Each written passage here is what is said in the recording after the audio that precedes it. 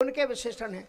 जैसे सीता जी को मैथिली कहते हैं, जानकी कहते हैं, वैदेही कहते हैं, तो ये उनके नाम है क्या? ये सब विशेषण है। उसी प्रकार से कौशल देश की राजकुमारी थी, इसलिए कौशल्या।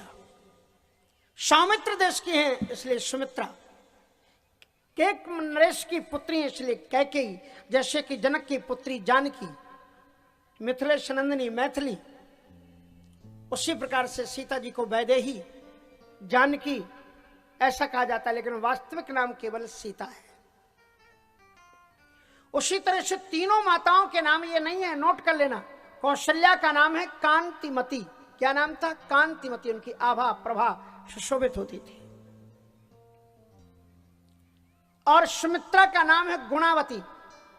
जब भी घर के अंदर में कोई भी मांगलिक महोत्सव होते थे तो सबसे अच्छे चौक सुमित्रा जी ही पूरती थी। चौके भवन सुमित्रा रूरी। सुमित्रा जी चौक पूरती हैं, सिंगावट सजावट करती हैं, अद्भुत गुणों की खान थी सुमित्रा जी।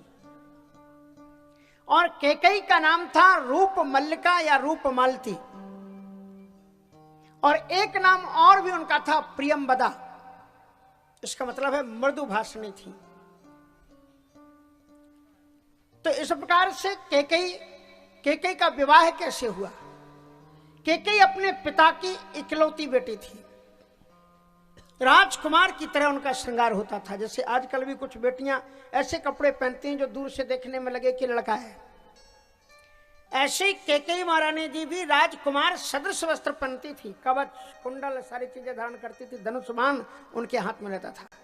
इतिहास में जब आप वीर रानियों का नाम लेते हैं तो सन 57 की चमक पड़ी। क्या वह तलवार पुरानी थी? आप रानी लक्ष्मीबाई को। लेकिन आपको यह मालूम नहीं होगा कि लक्ष्मीबाई को पैदा किसने किया था, किस धरती में, कहां जन्मी थी? कोई बताएगा? झांसी बताएंगे ज्यादातर लोग। मुझे मालूम है वो आगे वो बोल रही ना, इसलिए आपने सुनकर क्यों बोला वो बनारस की, इसलिए। तो उनका जन्म हुआ था वाराणसी में, क्योंकि वाराणसी क्षत्रिय प्रसूता नगरी है। जो रानी लक्ष्मीबाई थी जो झांसी में आई, उनका जन्म हुआ था वाराणसी में। और आप जाना कभी वहां पर 80 घाट जहां तुलसीदास जी के लिए मुड़ेंगे तो वहां पर ही उनका खंडहर के रूप में अभी पड़ा हुआ है। पुरातत्व के हाथ में है वो, जहां रानी लक्ष्मीबाई का जन्म हुआ था। सन 57 में उनकी गाथा को कहा जाता है। लेकिन इतिहास उठा करके देखो, सबसे पहली वीरांगना रणभूमि में अपने पति के साथ में कदम से कदम मिलाने वाली अगर कोई नारी थी तो आप पौराणिक इतिहास में देखो, कैकेयी महारानी थी। कैकेयी राजकुमारों की सदृश ड्रेस धारण करके जाती थी। और पुराने जमाने में बच्चों को जब वो राजकुमारों को आखेट शिक्षा दी जाती थी तो जगह जगह उनके शिविर लगाए जाते थे। कश्मीर की कन्या थी, कश्मीर देश में जन्मी थी कैकेयी जी। तो महाराज आज जो दशरथ जी के पिताजी थे, उन्होंने सूचना भेजी कश्मीर में कैकेयी के पिताजी के लिए कि हमारे राजकुमार दशरथ आखेट प्रशिक्षण लेने के लिए आपके यहां पर आ रहे हैं, आप व्यवस्था प्रदान करें। और वो चक्रवर्ती सम्राट थे राजा अज, तो उन्होंने पूरी व्यवस्था उनको दी। शिविर लग गए, जगह जगह पर वितान तने हुए थे, तमाम सैनिक अवध धाम से आए हुए थे और वो लगे हुए थे। उसी समय उसके अंदर में किसी की एंट्री नहीं हो सकती थी, महाराज को भी अनुमति लेकर के ही जाना पड़ता था। और उसके बाद में महारानी को कैकेयी राजकुमारी थी, उन्होंने कहा कि ये अयोध्या के राजकुमार प्रशिक्षण लेने आए हैं, क्या मैं देख सकती हूँ? क्योंकि वो भी सरसंधान करना जानती थी। तो कैकेयी को अनुमति राजा अज से मिली, अयोध्या से लेनी पड़ी। क्या हमारी राजकुमारी जा सकती? बोले जा सकती। अब महारानी कैकेयी जो प्रियंवदा उनका नाम था, अभी विवाह नहीं हुआ था, युवती थी, वो अंदर प्रवेश की राजकुमार के रूप में।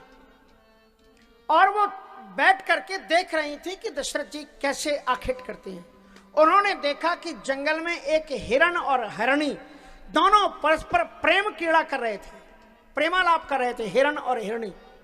और दशरथ जी महाराज ने उसी समय बाण अनुसंधान कर दिया। कैकेयी ने कहा गलत, हमारे राष्ट्र की क्रिया पद्धति का पालन करना पड़ेगा और हमारे यहाँ पर प्रणय प्रबद्धता में बद्ध किसी प्राणी का बाण का संधान नहीं किया जा सकता, उसे मारा नहीं जा सकता। इसलिए कैकेयी ने बीच में एक बाण छोड़ा और दशरथ जी के आए हुए बाण के 2 खंड कर दिए।